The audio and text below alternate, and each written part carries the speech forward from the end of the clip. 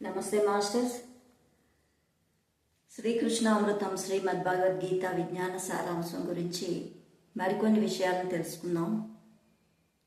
ఇందులో 6వ భాగమైన ఆత్మ సంయమ యోగం, ధ్యాన యోగం గురించి మనం తెలుసుకుంటున్నాం. ఇప్పుడు శ్రీకృష్ణ భగవానుడు చెప్తున్నాడు, కర్మ ఫలాన్ని కోరకుండా కర్తవ్య కర్మను చేసేవాడు నిజమైన సన్యాసి, నిజమైన యోగి. అగ్నిహోత్రాది కర్మలను వదిలినటువంటి నిష్క్రియుడు సన్యాసి కాలేడు.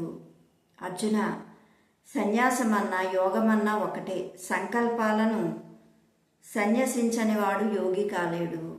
యోగాన్ని పొందగోరేవాడికి ప్రాథమిక దశలో నిష్కామ కర్మాచరణమే సాధనమవుతుంది. కొంత సాధన సిద్ధించాక సర్వ సంకల్ప రాహిత్యమే సాధన అవుతుంది. ఇంద్రియ విషయాల పట్ల, కర్మల పట్ల ఆసక్తిని, అన్ని సంకల్పాలు వదిలినవాడే యోగా రూఢుడు అని చెప్పబడుతుంది. ఎవరికి వారే ఆత్మోద్ధరణ చేసుకోవాలే కానీ పతనం కారాదు. ఎవరికి వారే ఆత్మోద్ధరణ చేసుకోవాలే కానీ పతనం కారాదు అని చెప్తున్నారు. ఆత్మకు ఆత్మయే బంధువు, ఆత్మకు ఆత్మయే శత్రువు కూడా. శీతోష్ణ సుఖ దుఃఖ మానవమానాల్లో చలింపక సమత్వం కలిగి ఉండే ఆత్మజ్ఞానిలో పరమాత్మ స్థితుడై ఉంటాడు. జ్ఞాన విజ్ఞానాలతో అంతఃకరణతో సంతృప్తి చెందినవాడు, ఇంద్రియ నిగ్రహం కలిగిన వికారరహితుడు, మట్టి రాయి బంగారం సమానంగా చూసినవాడైన యోగి పరమాత్మను పొందినవాడని చెప్పబడుతున్నాడు. శత్రువులు, మిత్రువులు, తటస్థులు, ఉదాసీనులు, సహృదయులు, బంధువులు, సాధువులు, దుర్మార్గులు మొదలైన వారందరి పట్ల సమబుద్ధి కలవాడు మిక్కిలి శ్రేష్ఠుడు. శరీర ఇంద్రియ మనసును స్వాధీనం చేసుకున్నవాడు ఆశారహితుడు. వస్తు సేకరణను చేయనటువంటి యోగి నిశ్చలంగా, ఏకాంతంగా నిర్జన ప్రదేశంలో కూర్చొని ఆత్మజ్ఞానం యోగాభ్యాసం చేయాలి. ఎక్కువ ఎత్తు కానీ, మరీ తక్కువ ఎత్తు కానీ, తక్కువగా కానీ ఉండని పరిశుభ్రమైన ప్రదేశంలో దర్భలు, జింక చర్మము, వస్త్రము వరుసగా పరుచుకొని తన కోసం ఆసనం ఏర్పాటు చేసుకోవాలి. ఆసనం మీద కూర్చొని ఇంద్రియాలను, మనస్సును స్వాధీనం చేసుకుని అంతఃకరణ శుద్ధి కోసం ఏకాగ్రతగా ధ్యాన సాధన చేయాలి. శరీరం, మెడ, శిరస్సు నిటారుగా కదలకుండా నిశ్చలంగా స్థిరంగా ఉంచి దిక్కులు చూడక నాసికాగ్రహం మీద దృష్టి నిలపాలి. ప్రశాంతమైన మనస్సుతో భయపడకుండా మనోనిగ్రహంతో బ్రహ్మచర్యాన్ని పాటిస్తూ మనస్సును నాయందే నిలిపి యోగాభ్యాసం చేయాలి. నిత్యం ఆ విధంగా మనోనిగ్రహంతో అభ్యాసం చేసే యోగి పరమశాంతిని, మోక్షాన్ని పొందుతాడు. అర్జున, అతిగా తినేవాడికి, మరీ బొత్తిగా తినని వాడికి, ఎక్కువగా నిద్రపోయేవాడికి, మరి అస్సలు నిద్రపోకుండా ఉండేవాడికి ధ్యానయోగం సిద్ధించదు. మితమైన ఆహారము, నడత, కర్మాచరణ, నిద్ర, మెలకువ కలిగి ప్రవర్తించే వాడికి మాత్రమే దుఃఖాలను పోగొట్టే ధ్యాన యోగం సిద్ధిస్తుంది. ఎల్లప్పుడూ మనస్సును ఆత్మలోనే స్థిరంగా నిలిపి అన్ని కోరికలను వదిలేవాడే యోగయుక్తుడు అనబడతాడు. యోగ సాధకుని మనస్సు గాలి లేని చోట ఉంచిన దీపంలా చలించకుండా నిశ్చలంగా ఉంటుంది. ధ్యాన సాధన చేత నిగ్రహింపబడిన చిత్తం ఏ స్థితిలో ఆత్మదర్శనంతో తృప్తి చెందుతుందో, ఇంద్రియాతీతమైనది, జ్ఞానం చేతనే గ్రహించదగినది అయిన ఈ అనంత సుఖానుభూతిని పొందిన స్థితి నుంచి ఎంత మాత్రం విచలితుడు కాలేడో, ఏ స్థితిని పొందాక మరి దేన్ని దానికంటే ఎక్కువగా భావించడో, తీవ్రమైన దుఃఖం వలన కూడా చలించడో, దుఃఖకరమైన సంసార బంధనాల నుంచి విముక్తిని కలిగించే ఆ స్థితే యోగం అనబడుతుంది. దాన్ని దృఢ చిత్తంతో ధ్యాన సాధన చేయాలి. సంకల్పాల వలన పుట్టే అన్ని కోరికలను వదిలి మనస్సు ద్వారా ఇంద్రియాలను విషయాలను మించి మరల్చి దృఢమైన బుద్ధితో మనస్సుతో ఆత్మలోనే స్థిరపరిచి ఆత్మను తప్పక ఇతర ఆలోచనలు ఏమీ లేకుండా క్రమక్రమంగా సాధన చేస్తూ శాంతిని పొందాలి. చంచల స్వభావం కలిగిన నిలకడలేని మనసు ఎక్కడెక్కడ సంచరిస్తూ ఉంటుందో అక్కడి నుంచి దాన్ని మరలించి ఆత్మలో నిలిచేటట్టు చేయాలి. ప్రశాంత చిత్తుడు, పాపరహితుడు, రజోగుణం శాంతించినవాడు అయిన యోగి ఆత్మానందానుభూతిని పొందుతాడు. పాపరహితుడైన ఆ యోగి నిరంతరం మనసును ఆత్మధ్యానంలోనే లగ్నం చేసి శాశ్వతానందాన్ని నిరాటంకంగా పొందుతాడు.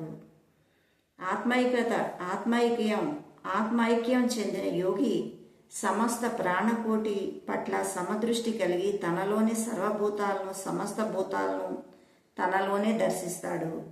అన్ని ప్రాణుల్లోని ఆత్మరూపంలో ఉన్న నన్ను, నాలోని ఆత్మరూపాల్లో ఉన్న అన్ని ప్రాణులను చూసే వాని మీదే నా దృష్టి, నా మీదే వాని దృష్టి ఉంటుంది.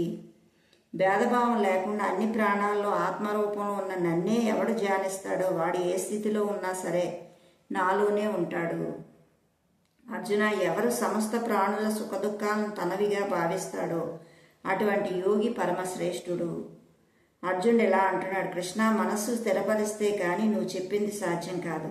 కానీ మనస్సు చంచలమైంది కదా, అలాంటప్పుడు నువ్వు చెప్పిన ఈ యోగాన్ని ఎలా సాధించాలో తెలియడం లేదు. ఎందుకంటే నిత్యం చంచలమైంది, దృఢమైంది, అతి బలవత్తరమైంది అయినా మనసును నిగ్రహించడం అనేది గాలిని నిరోధించినట్టే, సాధ్యం కాని పనేమో అనుకుంటున్నాను అన్నాడు.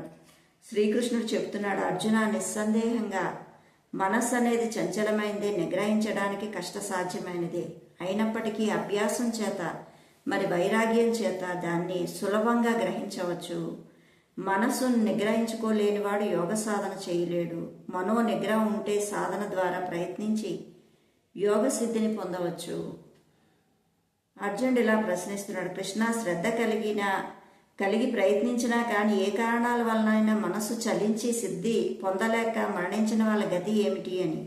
ఇటు లౌకికానికి అటు బ్రహ్మజ్ఞానానికి రెండిటికీ చెడిపోయిన వాడు విడిపోయిన మేఘం తునకలాగా నిష్ప్రయోజనంగా నాశనం అయిపోడు కదా. కృష్ణ, నువ్వు ఒక్కడవే నా సందేహాన్ని తీర్చగల సమర్థుడు, మరెవరూ ఈ సందేహ నివృత్తిని చేయలేరు. అప్పుడు కృష్ణ భగవాన్ చెప్తున్నారు, ఆత్మోద్ధరణ కోసం కర్తవ్య కర్మలు చేసేవాడికి ఎలాంటి దుర్దశ కలగదు. వాడికి ఈ లోకంలో కానీ పరలోకంలో కానీ ఎలాంటి వినాశనం కలగదు. యోగభ్రష్టుడు పుణ్యాత్ములు పొందే ఉత్తమ లోకాలను పొంది చాలా కాలం అక్కడ నివసించిన తర్వాత సదాచార పరులైన ధనవంతుల ఇంట్లో పుడతాడు. అలా కాకపోతే యోగభ్రష్టుడు జ్ఞానయోగుల వంశంలో పుడతాడు. కానీ ఈ లోకంలో అటువంటి జన్మ లభించడం చాలా దుర్లభము. అలా పుట్టినవాడు గత జన్మల్లో సాధించిన యోగత్వాన్ని కలిగి ఉండి పరిపూర్ణత్వం కోసం ఈ జన్మలో మళ్ళీ ప్రయత్నిస్తాడు, ముందు కంటే ఎక్కువగా ప్రయత్నిస్తాడు. యోగభ్రష్టుడు పూర్వజన్మ సాధనల వాసన చేత యోగానికి ఆకర్షించబడుతున్నాడు కనుక యోగ జిజ్ఞాసు కూడా వేద కర్మల ఫలాలను అధిగమించి పోగలుగుతాడు. ఇలా ప్రయత్నపూర్వకంగా సాధన చేసే యోగి జన్మ పరంపర అభ్యాసం ఫలితంగా పాపరహితుడై యోగసిద్ధిని పొంది తక్షణమే పరమగతిని పొందుతాడు. అర్జున, తపస్సు చేసిన వారికంటే, జ్ఞానం కలవారి కంటే, కర్మలను ఆచరించిన వారి కంటే ఒకానొక యోగి అదుకుడు కనుక యోగిగా అర్జున అంటున్నాడు. నా పైన ఆత్మలో మనసును నిలిపి శ్రద్ధతో నన్నే ఆత్మనే సేవించిన వాడే యోగుల్లో గొప్పవాడని నిశ్చయము. అక్కడ నాపై అంటే ఆత్మలోని, నన్నే సేవించంటే నీ ఆత్మతో నిన్ను నువ్వు సేవించుకో అని చెప్తున్నారు శ్రీకృష్ణ పరమాత్మలు. Okay masters, like, share, subscribe. Thank you.